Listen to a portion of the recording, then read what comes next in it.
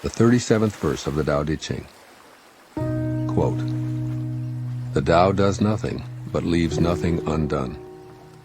If powerful men could center themselves in it, the whole world would be transformed by itself in its natural rhythms. When life is simple, pretenses fall away. Our essential natures shine through. By not wanting, there is calm, and the world will straighten itself. When there is silence, one finds the anchor of the universe within oneself. Unquote. Living in simplicity. I call this the bite your tongue, zip your lips verse of the Tao Te Ching. The paradox inherent in the two opening lines intrigues me enormously. The Tao does nothing, but leaves nothing undone. Just imagine what we're being told to consider in this verse. Do nothing, and everything gets done. It obviously contradicts all that you and I have been taught. Doing nothing in our culture suggests a lazy, unsuccessful, and quite possibly worthless individual. So for a moment, let's modify the way we think about living simply and doing nothing. Of all the troubles that are reported in the media, including wars, terrorism, famine, hatred, crime, and disease, how many are the result of interfering with the natural unfolding of creation?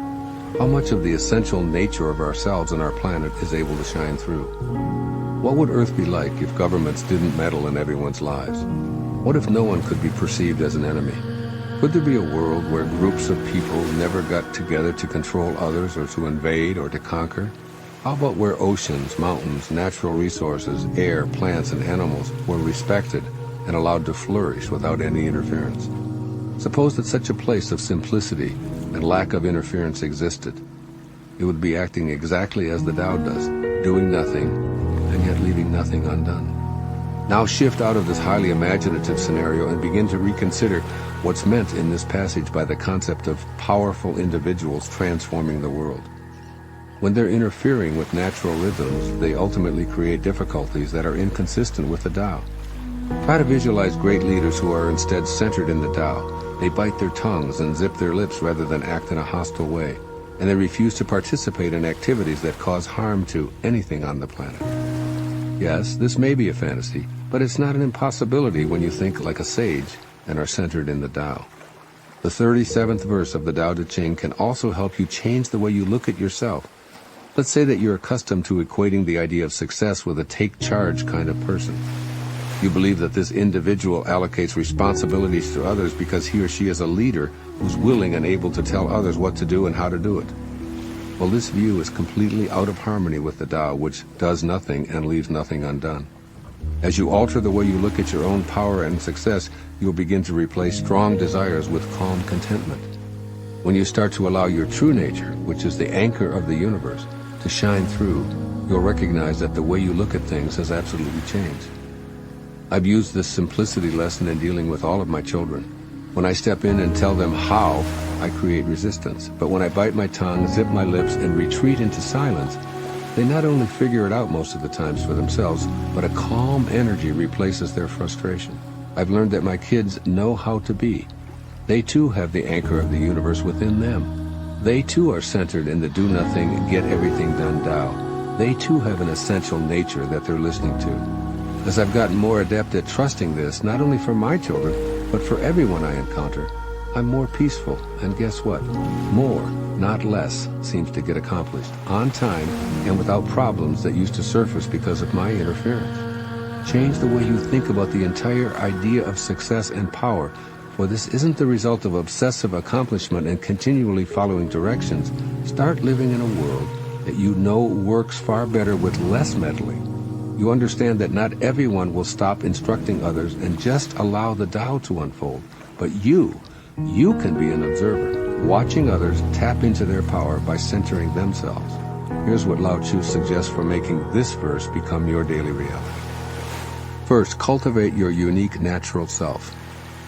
Practice allowing your essential nature to shine by not enforcing judgments on yourself that were imposed by others. Remind yourself that you don't have to do anything. You don't have to be better than anyone else. You don't have to win. You don't have to be number 1 or number 27 or any other number. Give yourself permission to just be. Stop interfering with your unique natural being.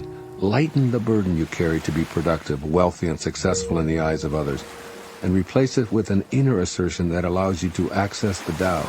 Affirm, I am centered in the Tao. I trust that I am able to straighten myself out, and so is the world.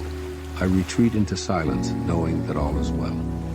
And second, expect to see the essential nature of others by remaining silent.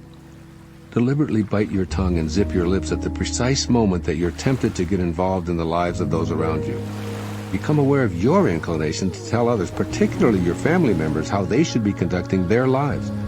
Even if you hold on for a few moments before you butt into someone else's business, you're on your way to allowing those around you to find their anchor of the universe within themselves.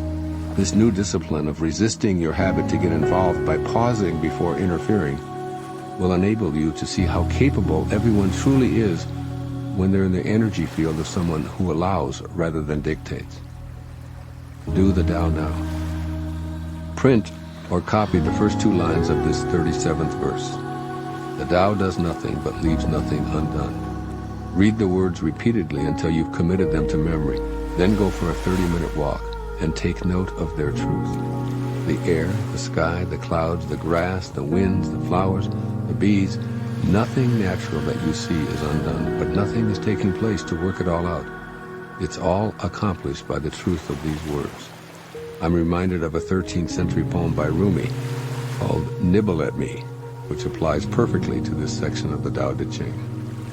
Quote, nibble at me, don't gulp me down. How often is it you have a guest in your house who can fix everything? Unquote. Let your all-knowing guest fix things while you live naturally.